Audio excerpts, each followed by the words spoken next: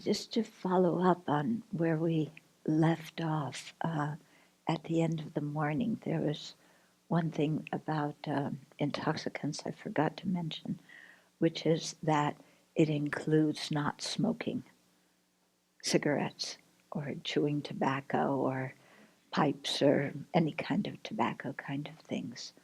Yeah, so the reason for that is that it's said to block the energy channels in our body and to attract kind of negative energy, which makes sense, doesn't it?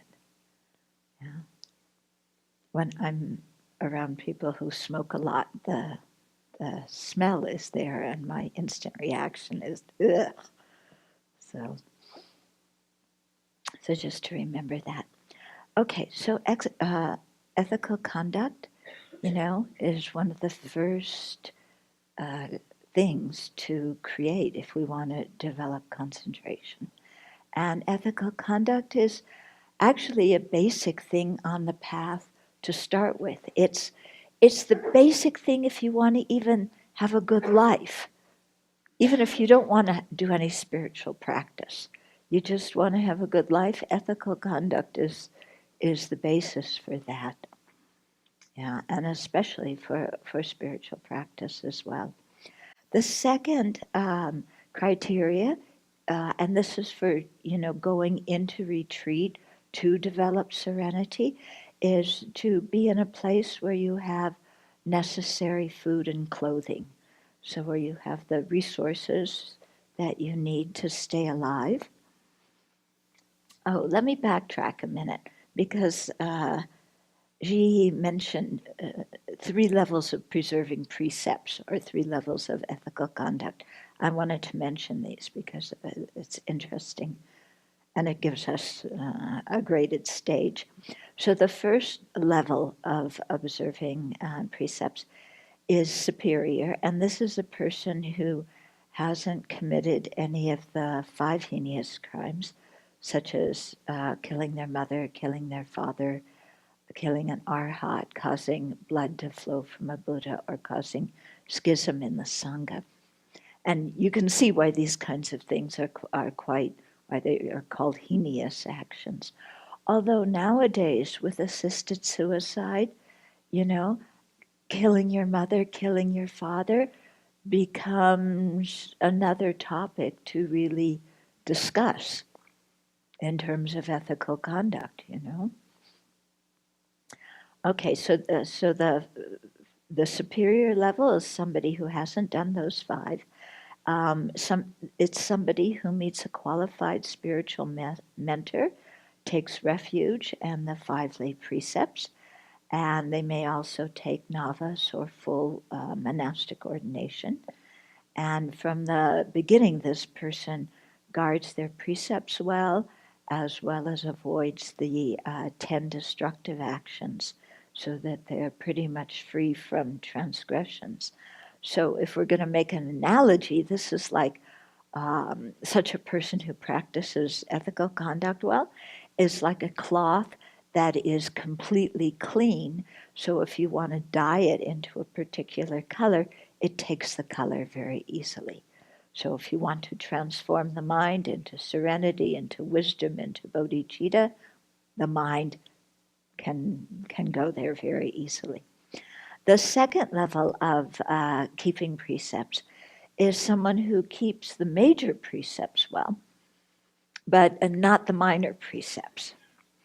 Okay, so if this person engages in sincere purification, they'll be able to succeed in their Dharma practice.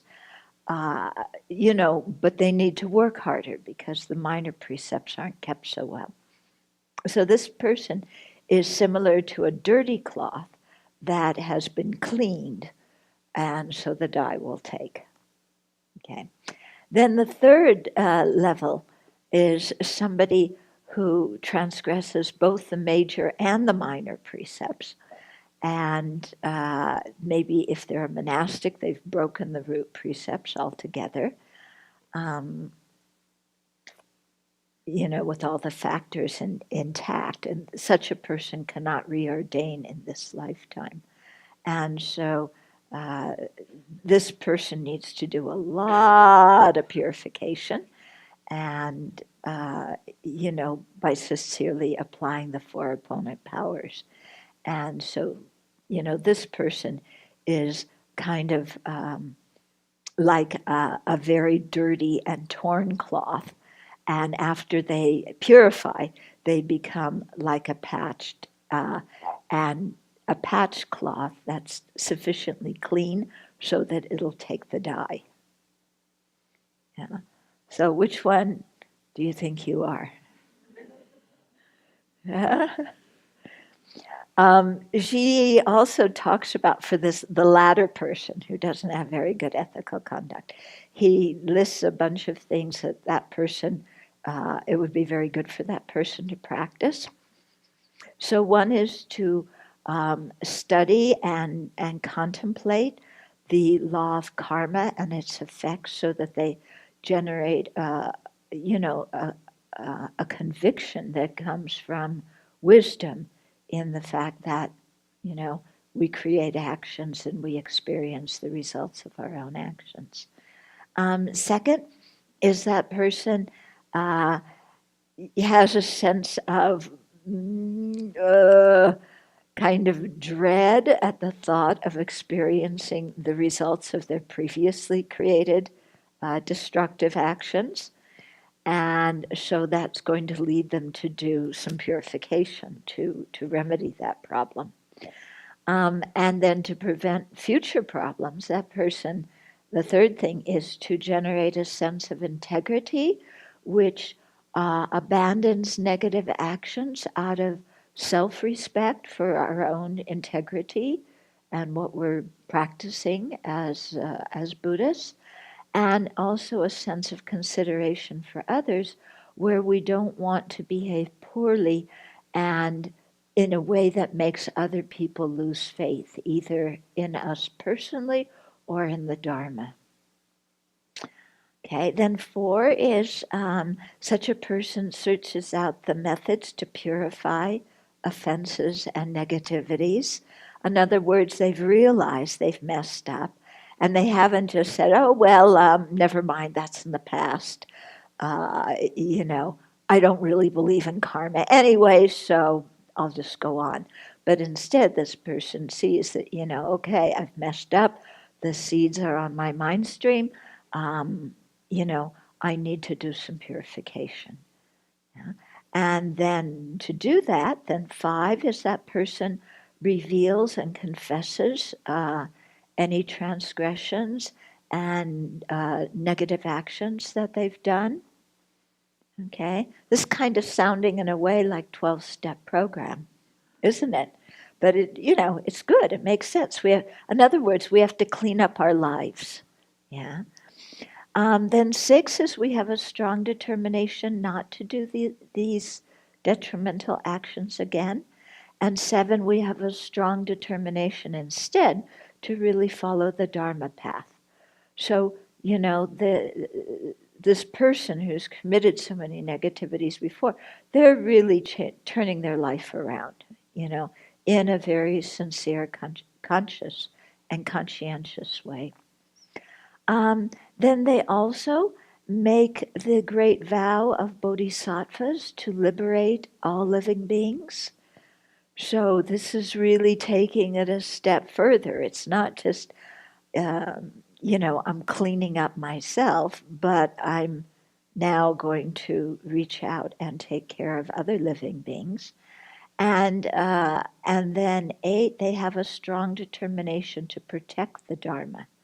So protecting the Dharma means that we don't, through our, especially through our body, speech, and by implication our mind, do anything that harms the Dharma, such as teaching made up teachings, not understanding the teachings well, so making up our own teachings and passing those off as the Dharma, behaving poorly and breaking precepts such that other people look at us and say, wait a minute, this is a Buddhist practitioner and they're acting like this.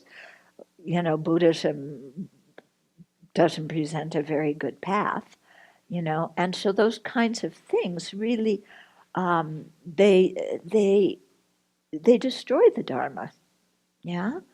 Especially leading people down wrong paths, teaching things that the Buddha didn't teach, but saying he did teach, leaving things out of the Dharma simply because you don't like them, yeah, and bad behavior in general, okay? Okay, so that strong determination to protect the Dharma, making the great vow of the Bodhisattva to liberate all sentient beings, and then they cultivate mindfulness, continuous mindfulness, on the Buddhas in all directions.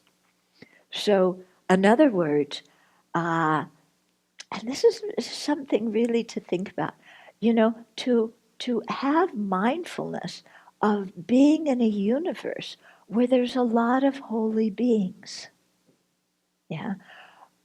So this entails stretching our mind, because usually we only think of ourselves being in a universe with beings that we can see it with our eyes, and especially in this day and age where some of those beings are not behaving very well at all.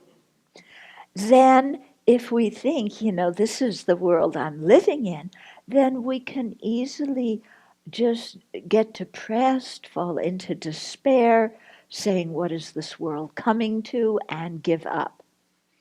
But if we have awareness that there's a lot of beings that we don't see with our eyes, for example, all the Buddhas and Bodhisattvas, yeah, or that we may see Buddha manifestations of Buddhas and Bodhisattvas with our eyes, but we don't recognize them as such because they don't wear name tags saying, hi, I'm a Bodhisattva. I'm here to liberate you from samsara. That's not how they work, okay? But they do manifest in order to guide us. But if we're unaware that we live in a world with other holy beings, then, it's easy to fall into despair. If we cultivate mindfulness, of the Buddha, Dharma, and Sangha, there are many Buddhas, there are many Sangha members, meaning the Aryas, those who have realized the nature of reality directly. And we realize there's many beings like that in the universe. Then we feel uplifted and encouraged, and we ourselves have more confidence because we realize, wow, there's all these people who have done what we aspired to do. Yeah?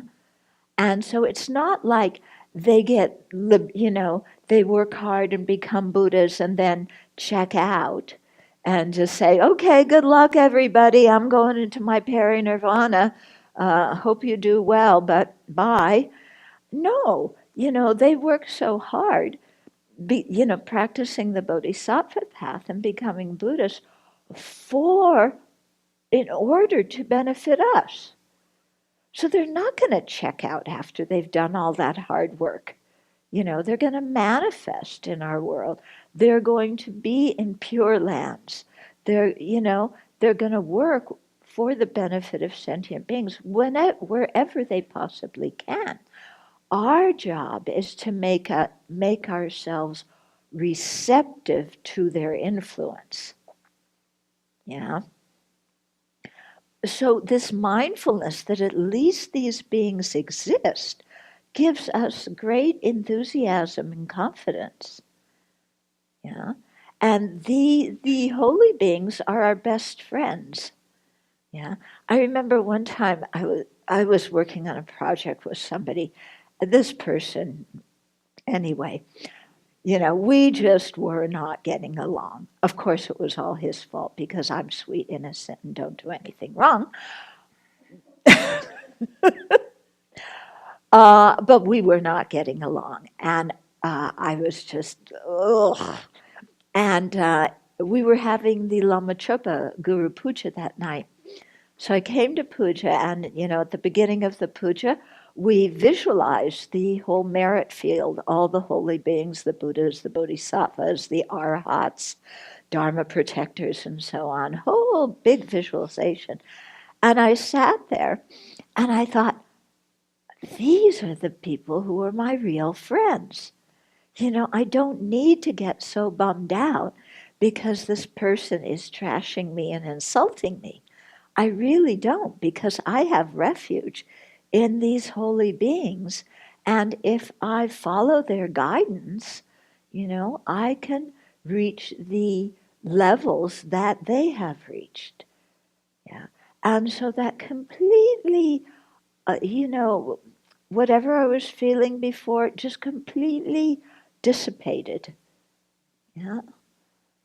So try it sometime. Yeah. Because we have plenty of mindfulness on the people we don't like I was saying this morning. Perfect mindfulness, never get distracted. Yeah, they did this, they did that, I can't stand them. Perfect visualization, reciting the mantra of they did this, they did that, again and again, We even count maybe 100,000 of them, Um, it doesn't do us any good. If we have mindfulness of the holy beings and we have an aspiration to become like them, and we know that we have the potential to do that, and we've received the teachings that can get us going on that path, then, there's no despair at all. And we just go ahead, So that's a different kind of mindfulness, isn't it? Mindfulness on something that is actually realistic and beneficial. Okay? So that this person creates that kind of mindfulness. And then they also contemplate that all their transgressions and their negativities are empty of inherent existence. So they start to see, whatever negativities they've had, not as concrete things like, oh, I'm so sinful. Look what I did. I'm so sinful. This is terrible. This is permanent. My soul is defective. There's no shame, no sin. We just see that things are dependently arising. They lack any inherent nature of their own. And that really helps us see them more realistically and to put those things down so that we don't create an identity about what a horrible person we are because of the negativities that we've created. Yeah? Okay, so these 10 things are, it's recommended for the person, who has poor ethical conduct, but I think it's recommended for all of us, even if we have moderate and even superior, these are very good practices to do that will really, really help us a lot. Okay, so then the second condition, if we want to do retreat on to create, to generate serenity, is having the necessary food and clothing. Yeah. So here again, she goes into, superior and middle grade. I don't know, we may be low, and in the lower grade, we may be even below that one. But that person wears a single cloak, just one robe, as the Buddha did. Yeah. And such a person doesn't see many people, their body's strong, and so they just go and meditate. Okay? So that's a superior person. Yeah. The second is someone who has the three robes of a monastic, and who tries to live a very, very simple lifestyle. And then the third is for people residing in cold climates whose ability to endure the weather is limited, and so they're allowed to have extra sets of robes and garments to keep themselves warm. Okay? But as monastics, we're only allowed really to have one set of robes that we consider our own. So we have to, if we have a change of clothes, which we better have, then we consider them as belonging to the Buddha or as shared with another monastic. So this prevents us from having accumulating lots of things. Yeah? And then there's also three approaches to food. So the superior person lives in nature, sustaining themselves on the plants, fruits, and herbs found there. Okay, how many of us do that? Okay. Then the middling person consumes only food that is offered on alms round. So at the time of the Buddha, the monastic went on alms round with, this is not begging, by the way. Alms round is not begging. You have your alms bowl, you stand in front of a house, people know that you are a mendicant. If they want to give food, they put food in your bowl. If they don't, they don't, and then you go on to the next house. So this was the way things were done at the time of the Buddha. It was completely socially acceptable at that time. That's what all the wanderers of all the different sects did. Nowadays in America, if you want to go on alms round, you need a parade permit from the city council. Seriously. Our friends at Shasta Abbey to go on Pindapat had to get a parade permit. Because it's one person after the other, okay? We haven't done that in Newport yet. Or in Spokane. What some of our friends who do that, our Theravada friends, they're very shrewd. They tell all their supporters that they're going to be going on alms round and where the path is. So that's a big hint for the supporters to bring the food there and then put it in their bowls. Okay. Okay, the middling, yes, so that's the middling person consumes food only on alms round. And in this way, they stop wrong livelihood. Getting your material in ways that are not ethical. And then somebody with a lower capacity dwells in a hermitage where there's a benefactor who offers food, or alternatively lives in a sangha community, and again eats the food that the people bring to the Sangha. Okay, so that's what we're doing here. Then the third situation for generating serenity is we need a suitable dwelling. Okay, so this is something that is safe and quiet and conducive to meditation. Yeah. So we can see already, if you look at your home, you go in your home and you look around, is it neat, clear, quiet, simple environment that's conducive for meditation? Or are there, you have your iPad and your big computer and your smartphone and and a widescreen TV, and then tons of books, and your desk is a total mess with all sorts of stuff piled on top of it, and then you only clean up every once in a while, so there's all sorts of stuff. All your medicine is, all over your bedroom, and your bathroom has been cleaned for a while, and neither has your kitty box, and and there's just junk all over. Yeah, you haven't taken out the garbage, it's really overflowing, and you just have so much stuff in your house because you've been collecting things, you know, maybe not since beginningless time, but since the beginning of when you moved in that place. And so, your ambience is completely crowded with stuff. Yeah. So is that conducive for meditating single pointedly? Especially when you have around you all your objects of attachment. Yeah. Because you sit down to meditate and then your phone vibrates. Oh my goodness, I've got to see what's happening. That my phone's, who is calling me?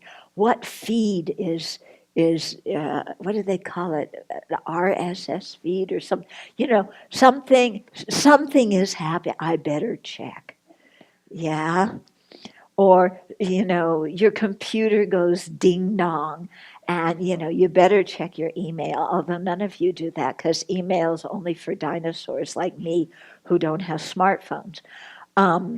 But, so your mind continually distracted by all this stuff. Yeah.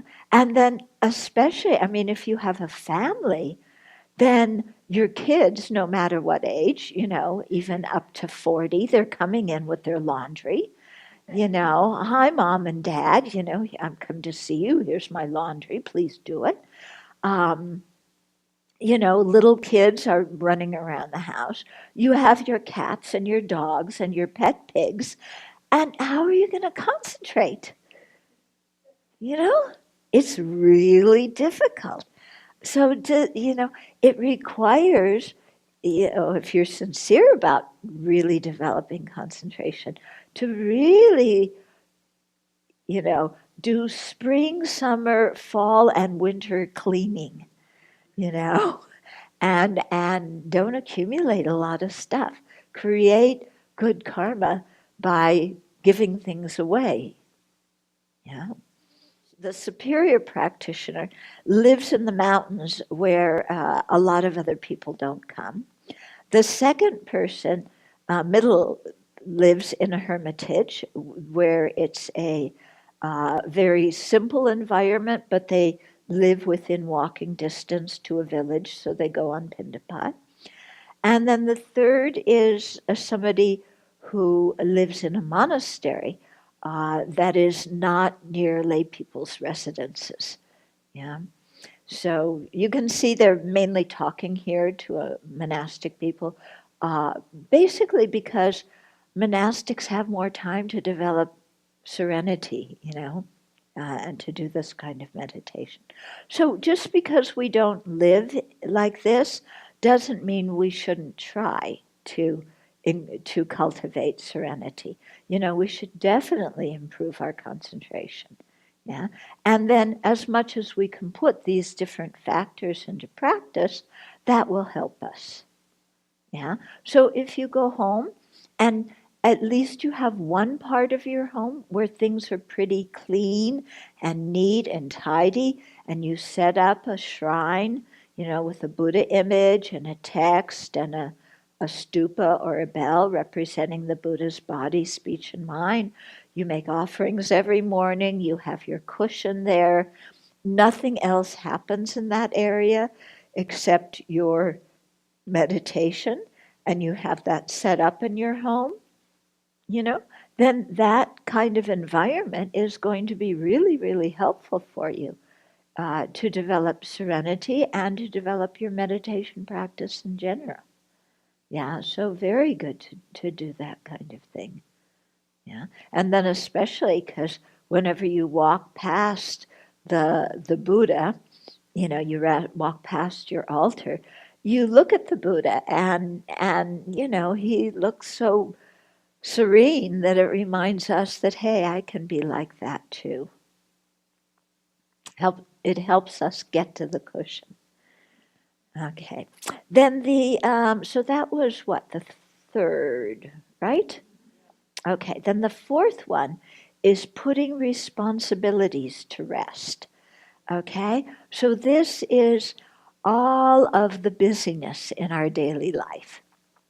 Okay, so um, you have to, this is again for somebody who is doing retreat to develop serenity. Yeah, so they're not going to be able to go to work and hold down a job, because you can certainly improve your concentration. You're learning that this weekend. But serenity is, single pointedness where you don't get distracted at all and you can steer your mind towards whatever object you want very easily and keep it there. So we're talking about a pretty high level of concentration there. Yeah. So if you want to develop that level of concentration, it's going to be difficult if you have to go to work. Yeah, because at work your mind's, on this and that and who knows what, and then you come home from work and you're exhausted, and then there's all your social responsibilities and family responsibilities and everything like that. So that has to be subdued a bit.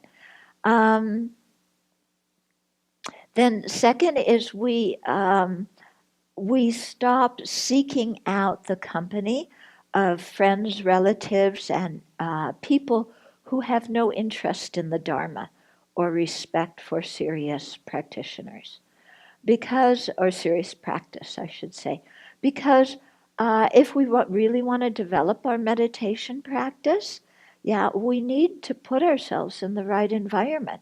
And if our whole social circle is a group of people who love to go out drinking and drugging and to the disco or the strip joint or, to the movies, to play miniature golf, to go bowling, to, what else do you do?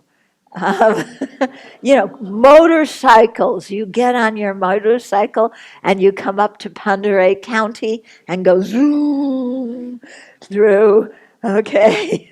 um, so if you're involved with a lot of people who like to do that, then of course you're going to do all those kinds of things with them.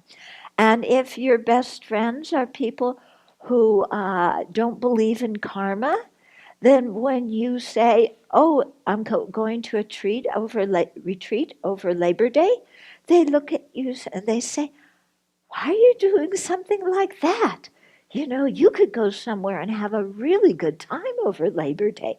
You're going to this place, okay, it's kind of pretty, but, there's a little bit of smoke in the air, and, you have to move tables around, and the cats meow when you do your walking meditation too close to them, and they get freaked out, and oh, yeah, there's grasshoppers everywhere and wasps, or crickets. Are they crickets or grasshoppers? Grasshoppers. Okay.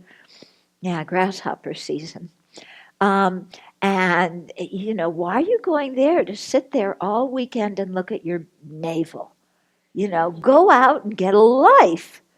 And so if you're around people like that, it's going to really, distract you from doing your Dharma practice. Okay, so you want to really cultivate Dharma friends who, when you say you're going on retreat, say, "Fantastic, can I come too?" Okay, those are the kinds of friends that will really help you and encourage you in your practice. Then third, we need to subdue all of our other interests, okay?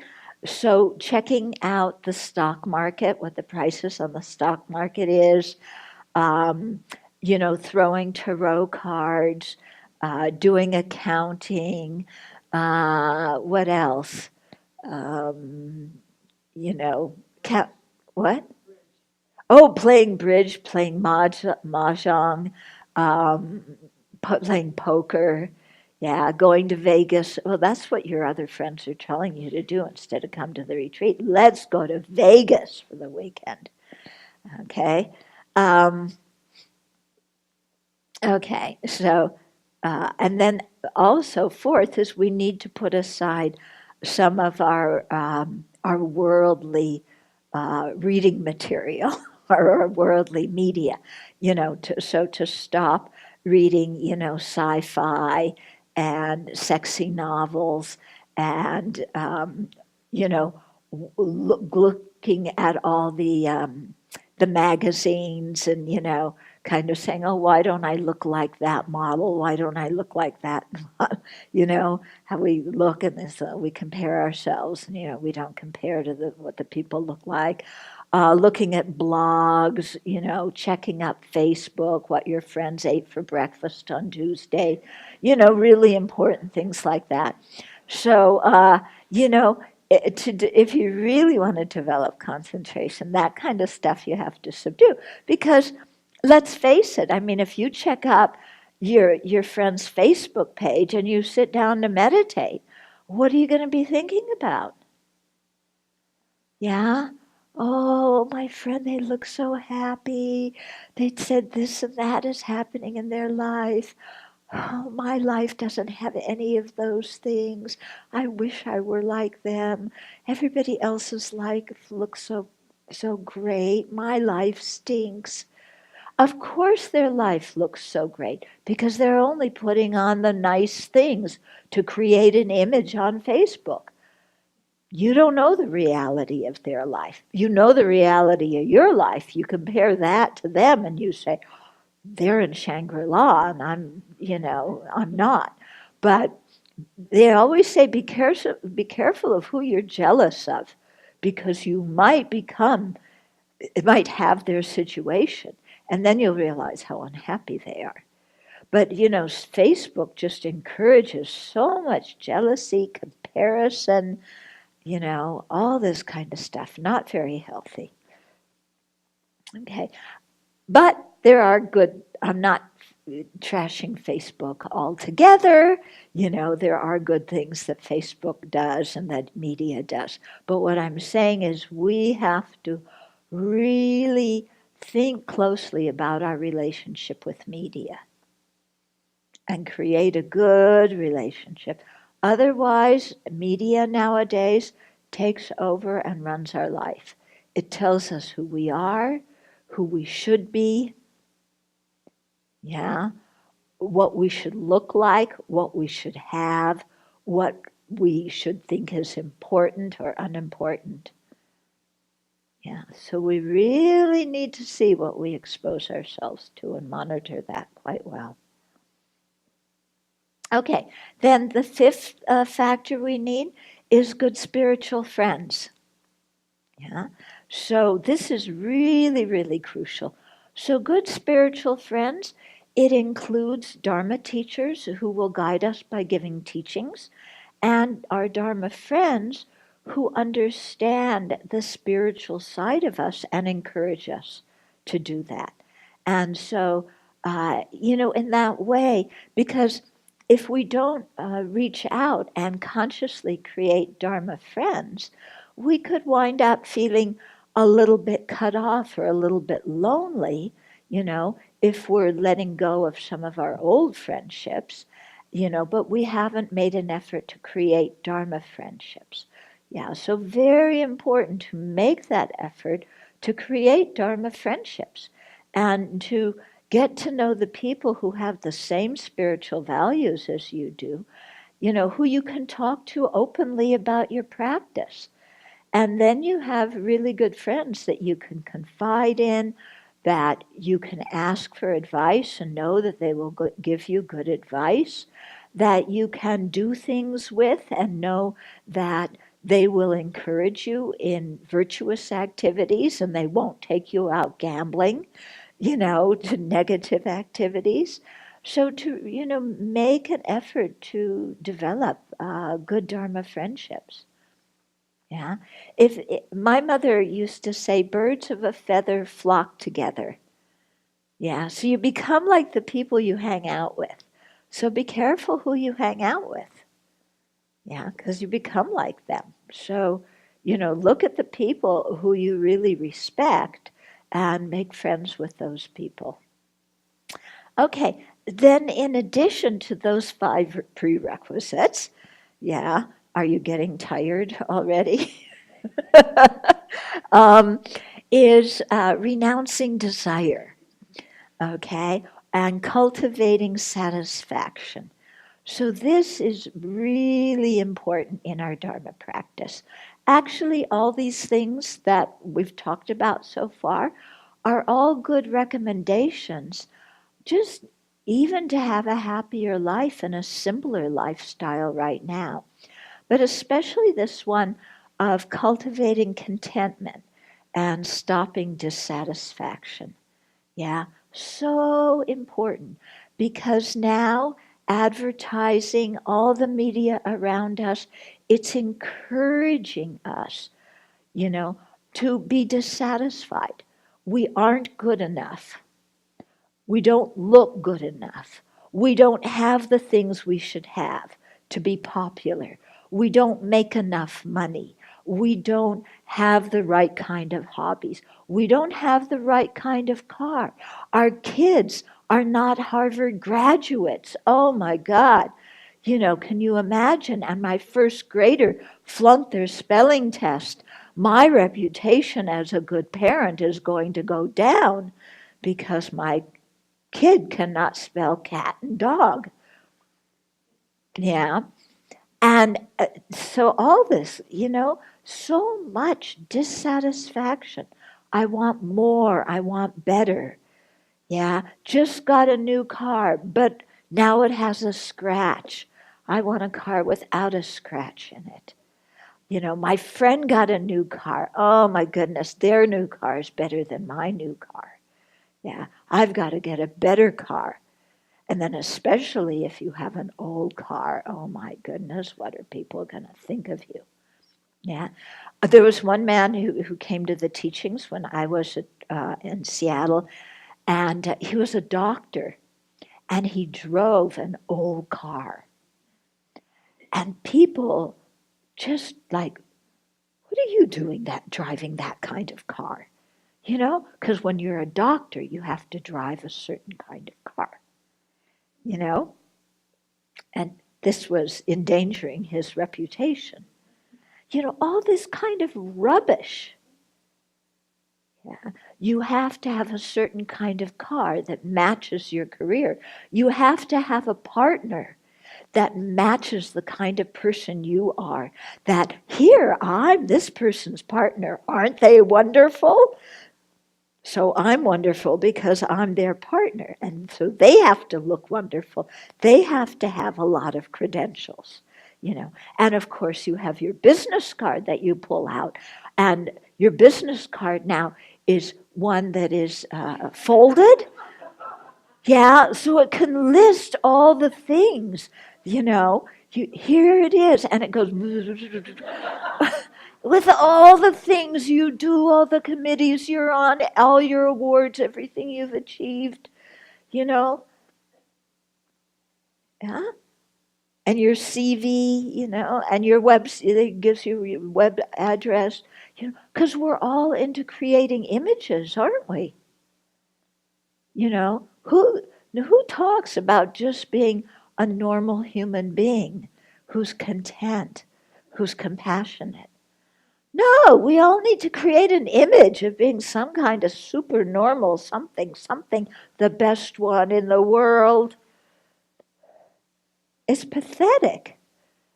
Yeah? So, renouncing this kind of dissatisfaction and image creating and creating a sense of contentment.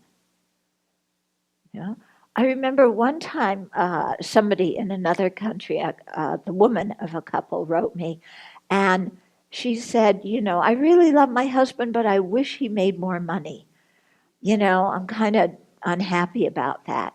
And I knew her husband very well, and I wrote her back and I said, you are so fortunate to have a husband like this. You know, this person has good ethical conduct. He's a good father.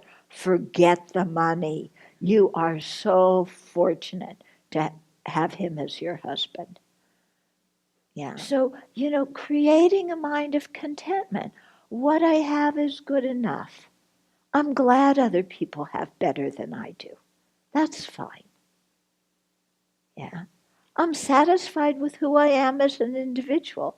I'm not perfect. That's okay. I'm doing what I can. I'm contributing what I can, trying to be a good human being. I'm content with that. Yeah. I'm content with, my family or with my career. I'm not going to pressure my kids to, to excel in all fields and to start creating their own CV now in kindergarten so that they can get into an Ivy League school when after they graduate high school, which is they're going to the most, some high end private schools, so they get the best education ever because they're my kids, and I need to be able to say something about my kids when I'm in social situations. Yeah. So just forgetting all of that. Just love your kids. That's all you need to do. Forget the rest. Yeah. And so developing contentment in all these different aspects of our life. Very, very important.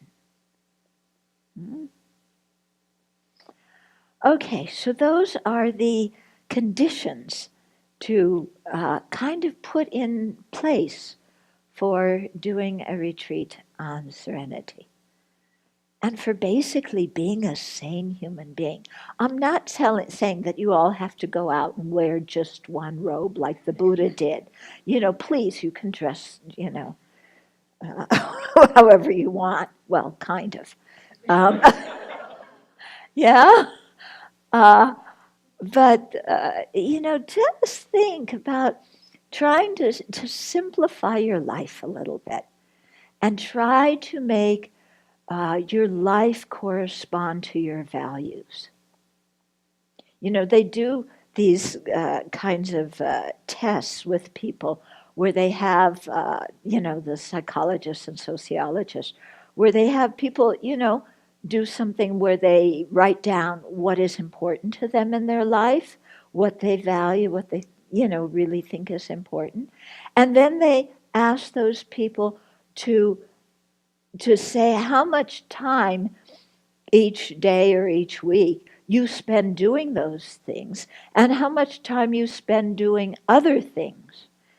And what they come out with is that people may have their values clear, but most people spend most of their time doing the things that are not high on their list of what's important in their life. Yeah, this is not the way to live. Yeah, we have to find what is, Joseph Campbell says, what is your bliss? I say, what is your talent that you can contribute to the welfare of other beings? What is it that motivates you, that brings you delight to share and connect and make this world a better place? And figure out what those things are and what you can do that helps you do those things, because you also have to take care of yourself and so on. And then do that. Rearrange your life so you do what you think is important to do in life. Yeah? And other people may say, What? What? You're leaving that 6-figure job, to make less money?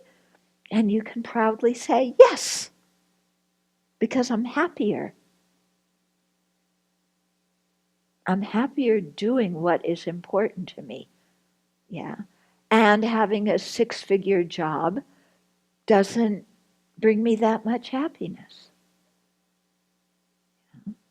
So, find what it is that you think is important and live that way. maybe time for some questions and comments now, and then I'll come back and give some more meditation instruction too. Is this master, this Chinese master, just working directly from Nagarjuna's teachings for these prerequisites? I mean, and I also was wondering if the teachings of Nagarjuna are also part of the Chinese canon. Okay. Yeah. These teachings here that we've been going through have to do with developing serenity, and they're in the method, they're the teachings taught by Asanga and Maitreya. Okay? And so, yeah, the Chinese tradition, they share many of the same texts, the sutras and the commentaries with the Tibetan tradition because they're both Mahayana traditions. So yes, they do study Nagarjuna. I'm just curious if you have some recommendations for finding the balance of being engaged and paying attention to the news and the media and being informed versus not getting sucked into the negativity of that. I was kind of just reflecting on that after last night's conversation. Yeah, because now it's the news is kind of, it's written so that it kind of keeps you hooked. You want to know the next dumb thing our president said. Yeah. You can't just put it down. It's like, what's the next thing? So, what I do, what I think is very helpful, is I regulate how much news I watch, and then I use the news as a Lamrim teaching, because the news, it's an incredible teaching about karma and its effects. Amazing teaching, you know? Amazing. Huge. It's a huge teaching on karma and its effects. Let me tell you. Believe me.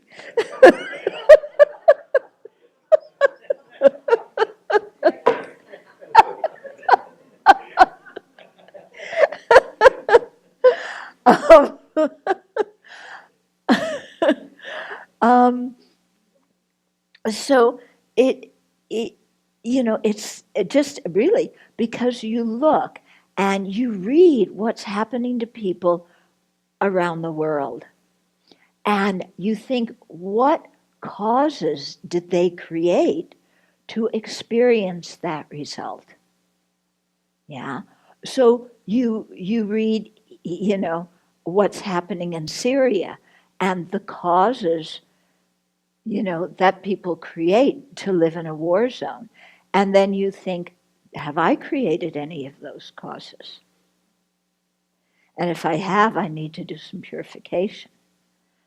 And then you see, and maybe they're living in Syria, but how many people extend aid to them?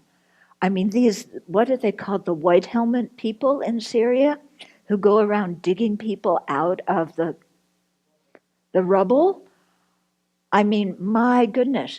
And you think, wow, what karma did they create to have those people come along and dig them out? Incredibly good karma. Yeah. So you look at what people are experiencing, and then you relate it to the kinds of actions they've done in the past. Okay? That created the cause for them to experience what they're doing. So if you need to learn this, look at the Lamrim text, but also look at the book Good Karma we have downstairs. It talks so much about karma, so many actions. If you're experiencing this, this is what you did in the past. Yeah, it really helps you to understand karma. Then, when you look at the news, you look at the actions people are doing, and you think, what kind of results are they going to experience based on the actions? So you look at the people in Houston. I mean, how many people came from other parts of the country to go there, to bring their boats to help rescue people? And you think, my goodness, they created so much good karma, saving lives. That's the cause to have a fortunate rebirth, to have a long life themselves when they're born human beings, to, be protected and live in safety. So you look at, the different things that people do. There was, there was one thing in the news about a barista at Starbucks who saved somebody's life. He was working at the Palm Springs Starbucks, and a 60-something-year-old man outside had a cardiac arrest at Starbucks, and he went out and did CPR and saved the person's life. And so you think, my goodness, it's such fortunate karma that he created, by doing this. What kind of results will he experience in the future? And the guy also who was saved by having the fortune of this 20-year-old kid coming out and saving his life. What did he do in the past to create that circumstance? So, whatever you read about, you think about in terms of karma and its effects. Yeah, and then it becomes a big teaching. And then you look at some of the negative things that you read about. I mean, all the posturing about, nuclear things and threats. It's like, what kind of karma are people creating by making that kind of threat? What kind of karma are they creating by dropping bombs or doing this or that? And then you think, that's not the kind of action I want to be involved in. So, let alone not do that, I don't want to rejoice in any of it either. Okay? So, I think that's a good way. Yeah. Gotcha. Just to piggyback on what you said, Venerable has a great book with a lot of other teachers back there called Hooked. It's about media, it's about the internet, it's about all that stuff. It's a really great read. We read a couple chapters during the breaks, and it has a lot of great information on it. But it echoes what you said. Thinking about the karma, the lesson on karma, the teaching that you just gave, and I guess I'm confused. Mm-hmm. I've been thinking about karma as habit, really deep habit. A habit that you can't stop doing. And so you get all of the results of doing that habit. Okay. If you kill people, you get the results of killing people, or all the way into a deep, deep groove. But when I hear you speaking about it, Venerable, it sounds more like punishment. Kind of in an old Christian way of, if you're bad, you're going to go to hell, and because there's some sort of, intellectual design that does that for your benefit so that you will learn from your punishment or something. Oh, God. Okay, thank you for bringing that up. Does it come across like that when I teach about karma? Maybe to some people. Yeah, does it? Yes, no? I mean, it means cause and effect. You do certain actions, so you get certain results. They're not punishments, they're not rewards. You plant daisy seeds, you get daisies. You plant chili seeds, you get chili. The daisies and the chilies you get are not rewards and they aren't punishments. And nobody's making them grow. It's just a natural law. So in the same way, we do certain actions and they plant seeds in our mind and those seeds bring results. Yeah, virtuous actions bring happy results. Non-virtuous actions bring unhappy results. Karma does include habit, but it's not restricted to habit. Okay? So it's true, if you do an action repeatedly, it develops a habitual energy. That makes that karma stronger and more likely, the result more likely to ripen and the result stronger. But if we do even an action one time with a very strong motivation, it can create a strong result too. Yeah. So it's just a system of cause and effect. Do not import the Christian reward, punishment, sin thing onto what the Buddha is saying, because that's not at all what the Buddha is talking about. He's simply saying our actions have an ethical dimension. We don't just act and then nothing happens. Yeah? It's like when you're raising your kids, you want to teach your kids that if you do this, this kind of result's going to follow. You know, if you throw sand at somebody, chances are they may throw sand back at you, or they may hit you, or you may get in trouble. So just be aware of the results that can come from throwing sand. If you're nice to your friends in kindergarten, they're going to be nice back to you, and they're going to share their toys with you. So you just, you know, this is teaching about cause and effect in terms of this life, but then these actions also have results in future lives too that we don't see. So it's just cause and effect, not reward and punishment. Okay? And in Buddhism, there is no manager of the universe. If there were a manager of the universe, dishing out rewards and punishment, we impeach him. Yeah, because if there were some holy being who is punishing people because they're compassionate and they want people to learn, they've got it all wrong, because people don't learn from being punished. Thank you.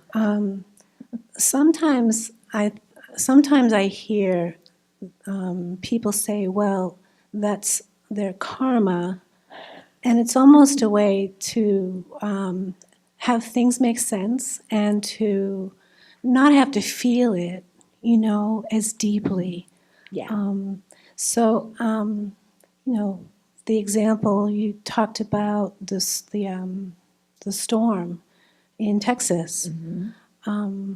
I'm wondering what kind of action might one do that would result in them, being in a hurricane?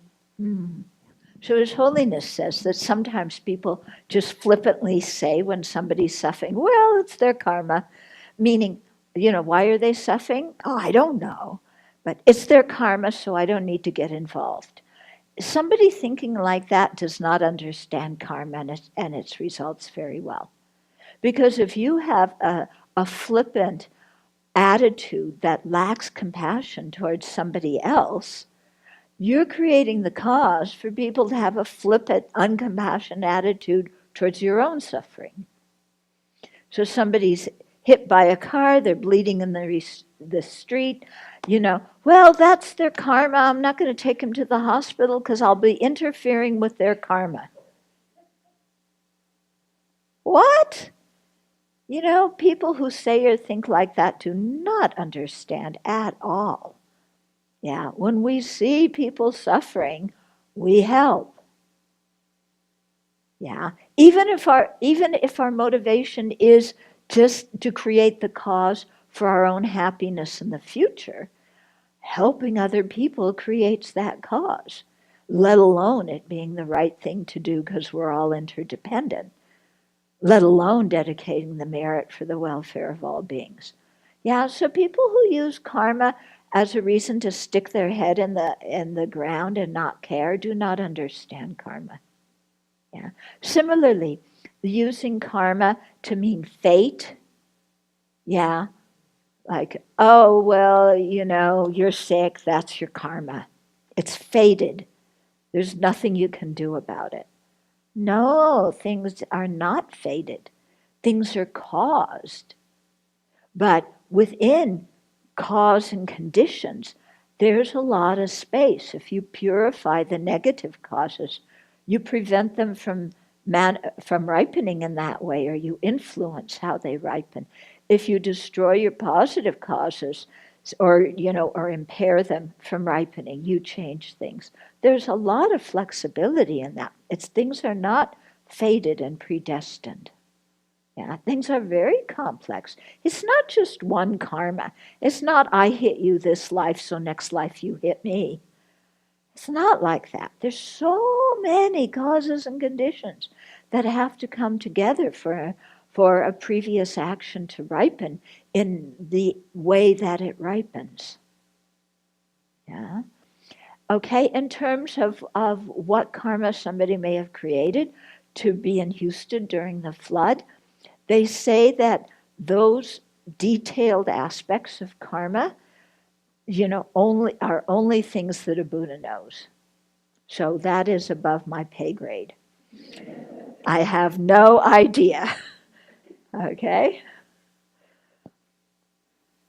Just thinking how easy it is, how often it comes up that we conflate suffering with punishment. I mean, you just Yes. hear about the suffering and your Yes. mind goes to punishment. Sometimes we're not always aware of it. It just really comes up that way a lot of times. It's true. And so that even when people fall ill, oh, I have cancer, this is a punishment. I did something wrong. Yeah, I was thinking that, when we learn the results of karma, we had to really work this out here. I remember that they're ethically neutral except for one. The 4 results of karma are Yeah. neutral. Yeah, they're But neutral. They are. we don't think of it that way, Yeah, they're just results. except for the habitual. Yeah.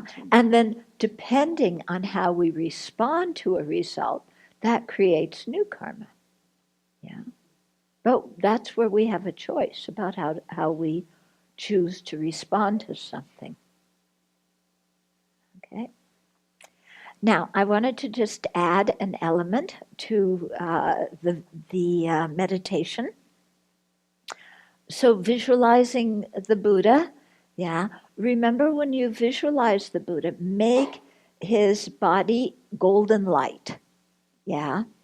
So some kind of shade of golden, or just whatever color it comes out. But his body's made of light and radiating light, yeah. And so when you visualize the Buddha, it's very, he's very beautiful. It's not just a statue or a painting, but really radiating light, and spend some time looking at the Buddha's eyes. Yeah, that really, for me anyway, that really connects a lot to kind of what a Buddha is. Yeah, so do that. So like I said, you generate the general image, then go over the particulars, come back and focus on the whole image. Yeah. So do that. Yeah. And the way they recommend in the Tibetan tradition when you're meditating to develop concentration is you do that meditation for like 5 minutes, then you open your eyes, look around for, 30 seconds, a minute, whatever. Then you go back and meditate again. So and then, 5 minutes later, you open your eyes again, wiggle, and then go back. So they say to do things in small sessions like that, because then when you're focusing, you're really focusing. If you try and make your concentration session too long, your mind gets tired. And then, of course, you get distracted or you start getting dull. Okay? So short sessions. So, in the session that follows here, the leader will do that. 5 minutes of concentration, ring the bell, look around, then ring the bell again, sit and 5 minutes more. Okay? So that's a very nice way to do it. Yeah.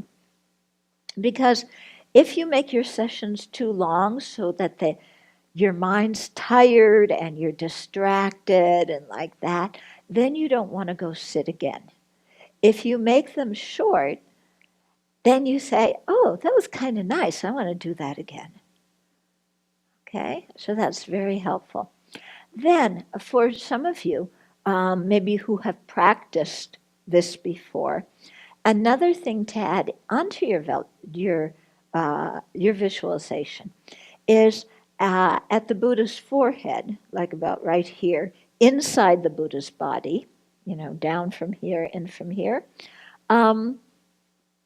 Visualize a white syllable Om. So you can do it either how they write it in Tibetan or Sanskrit, or you can just do O-M in English, okay? So it's called a seed syllable. So it represents the qualities of the Buddha's body. And it's a beautiful color of white just radiating, right there, right beneath the Buddha's crown, okay? Then at the Buddha's throat, again, inside his body, there's a red syllable, ah, okay? So in English, it would be A-H. And this symbolizes the Buddha's speech, the purified speech. Then at the Buddha's heart, there's a blue hum, H-U-M, and that represents the Buddha's mind. So these three syllables, Om, Ah, Hung, so Om, Ah, and Hum. The Hum is in the middle of the chest, okay? And the colors, again, are made of light, and they're very brilliant and radiating.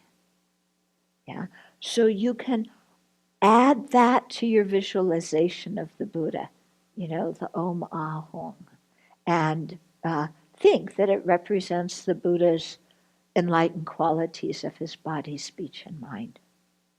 So you can add that. And then if you get really into it, you can imagine that from the white Om at the Buddha's crown inside his body, white light is emanating, and it's coming into your crown. And you can think it's purifying all physical negativities and bringing with the blessings of the Buddha's body. From the red light comes into your throat.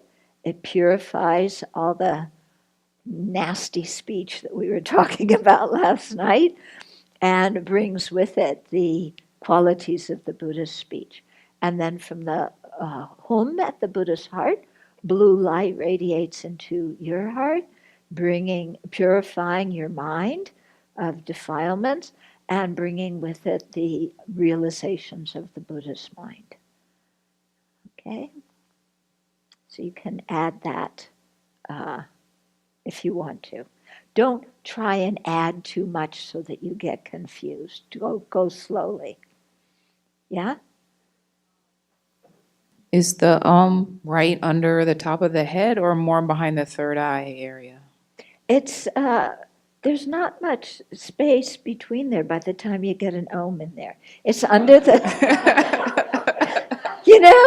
it's kind of it's under the skull a little bit, so it's if you go in, unless you have a really big forehead, it's it's kind of there. I was envisioning like a pea-size Om. Yeah, it's very small.